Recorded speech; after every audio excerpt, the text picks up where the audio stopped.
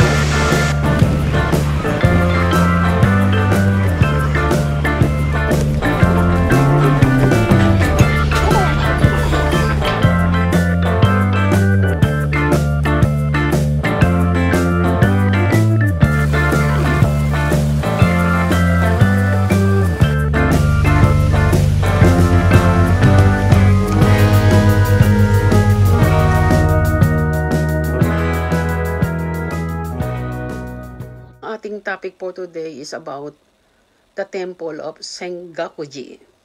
Ang Sengakuji temple ay very popular, hindi lang sa mga Japanese people, pati na rin sa mga taong fan ng samurai. Alam niyo ba mga kababy ko, kaya ko to ini-share sa inyo ang story na ito ay dahil napaka mahalagang story ito sa Japanese people. At hindi ko kakalain na makarating ako sa temple na ito. Napakagandang story kaya gusto kong i-share sa inyo. Sana magustuhan nyo ang story ng samurai na ito. Totoo pala yung mga nakikita ko nung bata ako na pagkatapos ng mga mandirigma, warriors ang tawag doon, ay yung kanilang pinaka-pinuno, yung pinaka-panginoon nila, naghaharakiri sila bilang pagpapakamatay ng may honor, may dignidad. So, totoo pala yon sa tunay na buhay. Kaya ngayon mga kababy ko, sana magustuhan nyo itong video na ito dahil napakagandang istorya. Inaalay ko to sa mga mahilig sa samurai. Nakapanood natin sa TV, di ba? Pero ngayon, ito pala yung totoong history. Nakarating ako sa Senkakuji temple. Dito naka namatay na 47 Ronins. Kaya naging sikat itong lalo itong temple na ito dahil sa 47 Ronins na history ng Edo. Edo ay yung Tokyo noong araw, ang pangalan niya ay Edo. Hello! Welcome to Baby Ko Channel. Andito tayo ngayon sa Senkakuji. Okay? Samahan niyo si Baby Ko, okay? Welcome to Baby Ko Channel again. So, simulan na natin mga baby ko. 3, 2, 1, start!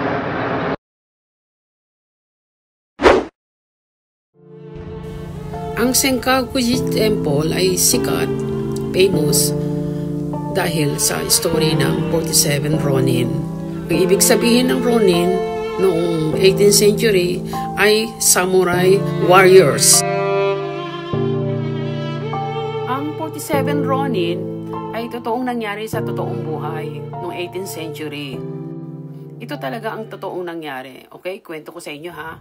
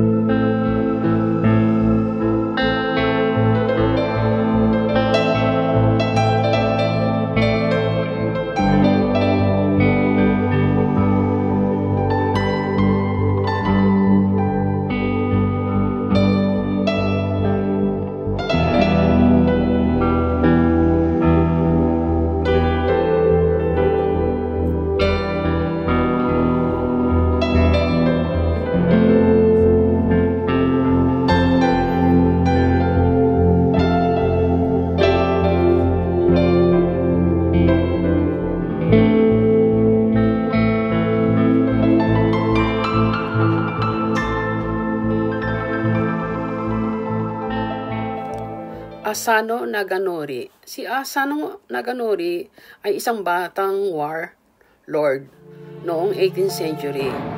Inutusan si Asano noon na magpunta sa Edo.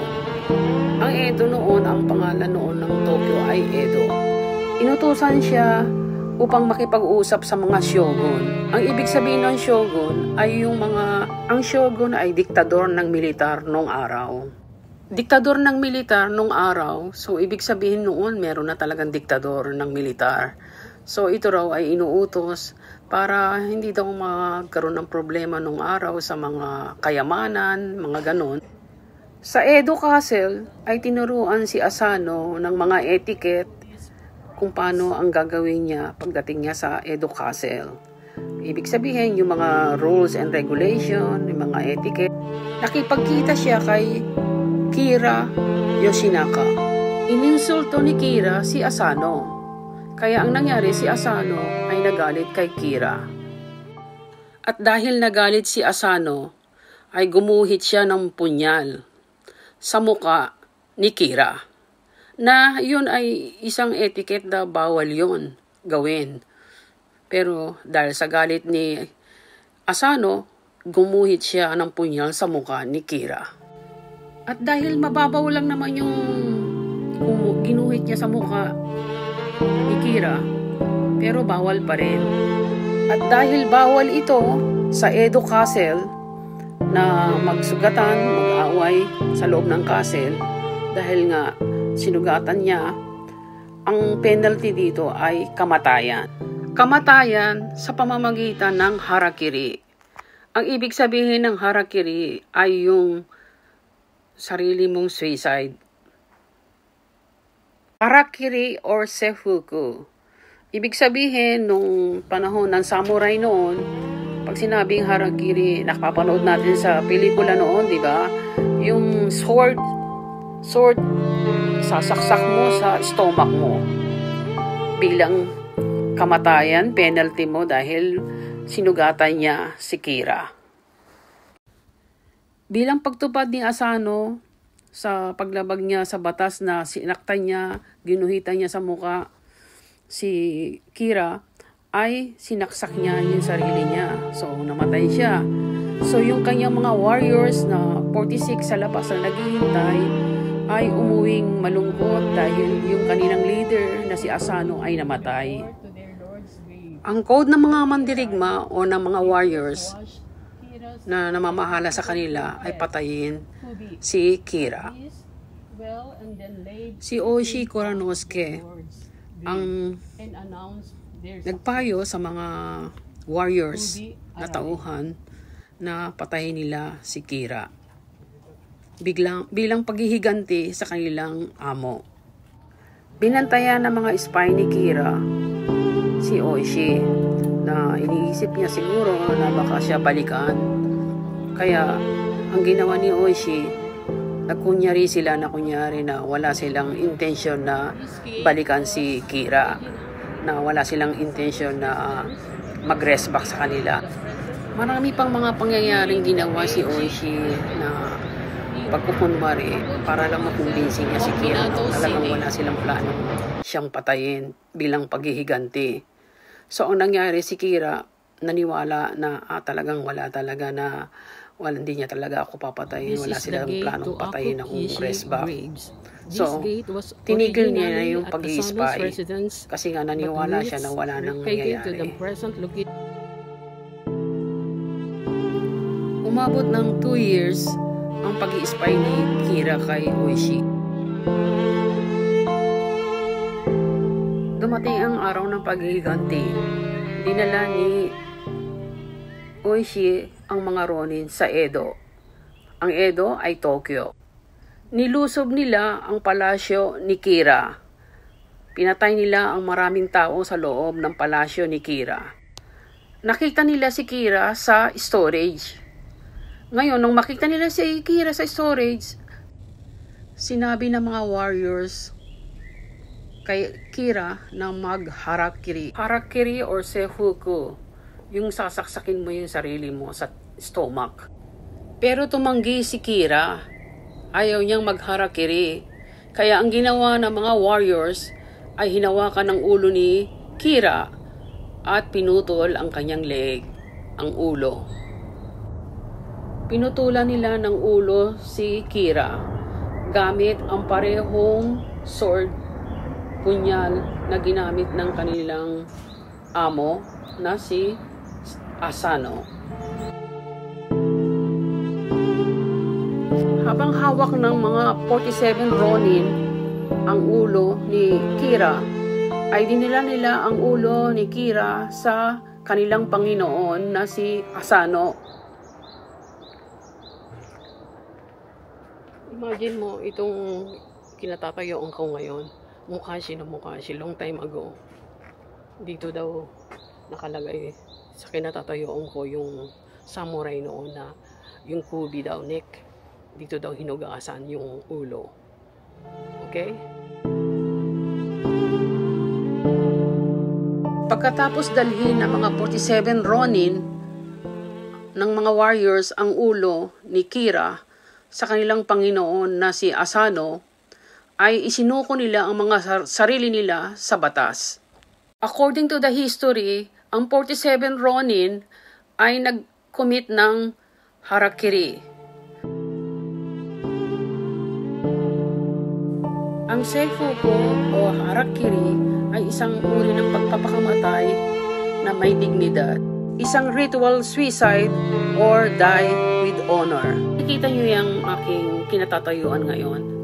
Diyan dinala yung ulo ni Kira sa kanilang Panginoon. So, yung mga ganitong temple, maraming mga history yan.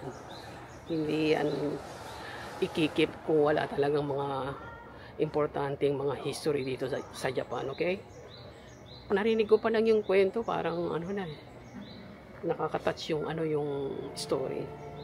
Okay? Senkakuji.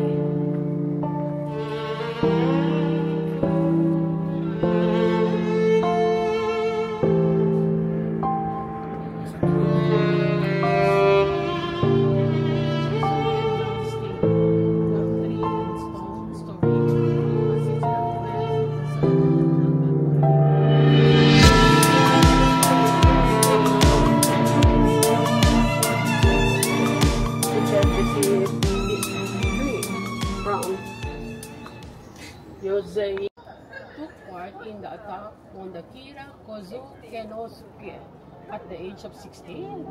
This plum tree was said to have been